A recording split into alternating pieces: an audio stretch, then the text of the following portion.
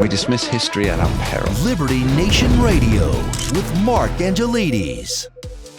The pushback appears to have just begun, but it's not directly aimed at Joe Biden's vaccine mandates. Rather, it is perceived overstepping of the boundaries between federal and states' rights. Now, recent comments suggest that the president is getting ready to steamroll the governors who stand in his way, and the governors aren't happy. To delve into the ramifications, the possibilities, and the legality of all this, we're joined by Liberty Nation's editor-at-large, Jim Fight. Welcome aboard, Jim. Thanks, Mark. So, Jim, Biden says that state governors had better get out of the way. Two parts to my first question here. Does he have the legal footing to push them out of the way? And what is the reaction of those governors so far? To address the legal footing, kind of. It's very situational. So I'll tell you a little story. Back when Thomas Jefferson was president and James Madison was Secretary of State, Aaron Burr, everybody knows the famous story about Aaron Burr and Alexander Hamilton. Well, that ruined Burr's political career.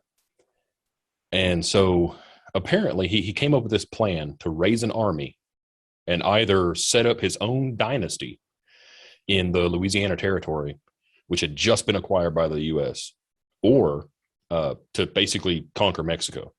So, and Thomas Jefferson wanted to stop him, as you might imagine. And so he actually wrote to Secretary of State James Madison and said, hey, look, does the Constitution give me the power to raise an army and go after this guy? Paraphrasing, of course. I haven't read the letter, but and you may understand James Madison, Thomas Jefferson. These are two of the men who wrote the Constitution and the Bill of Rights. So you can imagine they took it very seriously. And Madison said, no, that's not within your power as president. And that's what brought about the Insurrection Act of 1807. That was Congress passed that law. Jefferson signed it into law. And that's what gives the president the power to stop an insurrection or a violent rebellion by basically taking over the state, sending in the military against the governor's wishes. And I told that little story to set up why this was originally created to begin with. Thomas Jefferson wanted to stop Aaron Burr from setting up his own little kingdom and being a problem for everyone. But that law has changed numerous times throughout history. Abraham Lincoln had it amended to justify the Civil War. Shortly after, it was amended again to enforce Reconstruction and the 14th Amendment specifically. So we've seen it invoked and used when violent insurrection may have kind of been a stretch. It has been used to suppress riots, but it was also used to enforce desegregation, which ethically speaking, I'm not saying that was a problem, but legally the justification may have been a little shaky. But what it comes right down to is, any government actor has legal constitutional authority, but they also have what I call practical authority, which is to say they can pretty much do whatever they want until somebody stops them. Fair enough. So what is the reaction of the governors? I mean, I believe 27 out of 30 Republican governors against the vaccine mandate so far are pushing back on this. So what can they do about it? And will their actions be challenged? Yeah, they're definitely not happy. It was, let's see here, Mark Gordon, the governor of Wyoming, said that this is a new rule that has no place in America.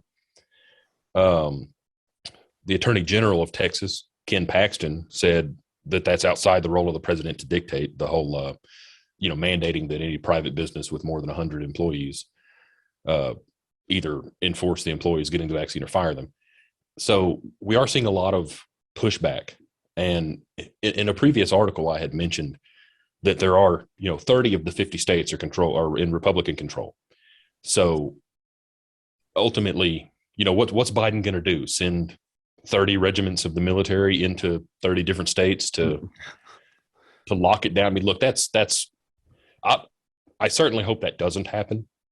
It is somewhat beyond the realms of possibility, though. It would be insane. I'm not saying it would never happen, but all right, so it's certainly insane. As a non-American, one of the most attractive things for me about the United States is the idea that states can write their own rules. So, if you think a state has gone too far, you're unhappy with the way the state is going, as obviously a lot of people in the very blue states are at the moment, with them all moving down to Texas and Florida. But you have that if you don't believe that the state is representative of your beliefs or your ideals or your values, most specifically, then you can just move to another state and you're still an American. Now, it seems to me that Biden's trying to trample this. And isn't that the purview of a monarch rather than a president?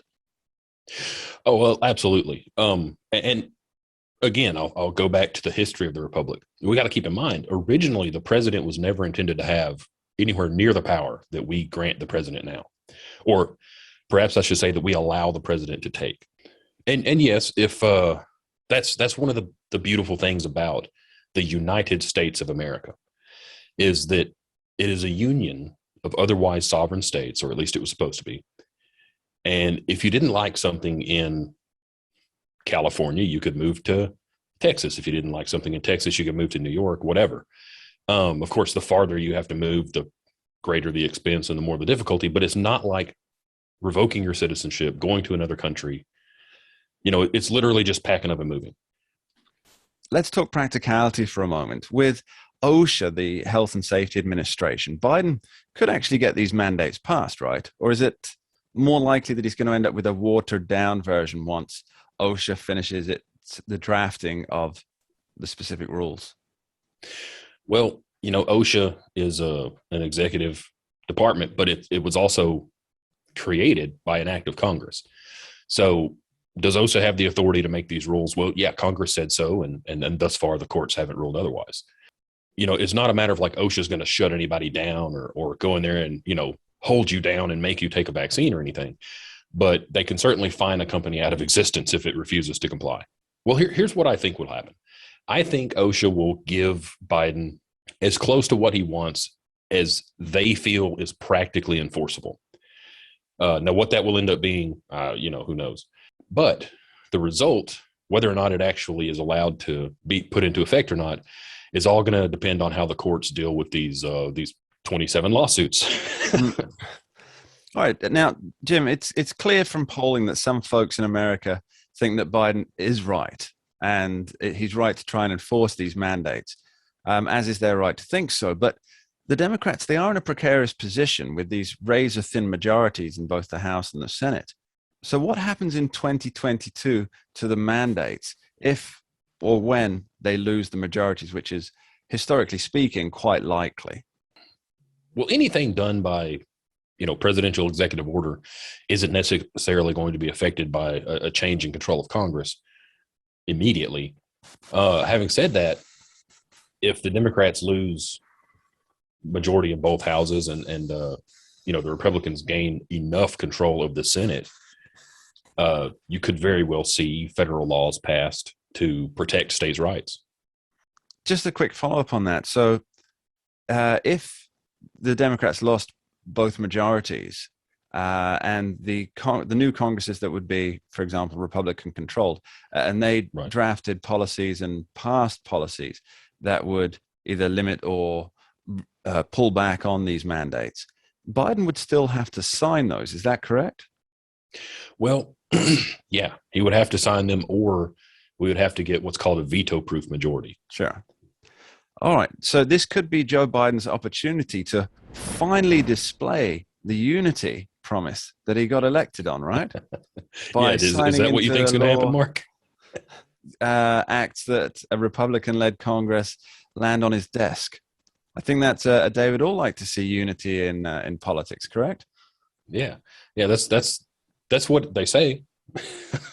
James Fight. I suspect that's not how it would go. Sorry. Awesome. James Fight, thank you ever so much. Thanks, Mark. Coming up soon on the show, we'll be figuring out just how low the Department of Justice will go in achieving its politicized aims. But next up, we're casting a light on the fickle authoritarianism of America's broken education system. Don't touch that dial. You're listening to Liberty Nation Radio, heard across the Radio America network from our flagship station in the nation's capital, WWRC in Washington, D.C. And this week, we offer a special thank you to those of you listening on KBKW 103.5 FM, the talk of Grays Harbor, Washington. We dismiss history at our peril. Liberty Nation Radio with Mark Angelides. Who are we? We are Americans that believe in liberty.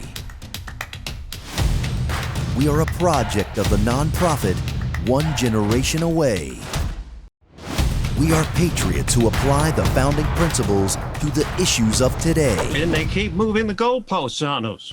We are educators and commentators who love America and the Constitution. Who are we? We are Liberty Nation.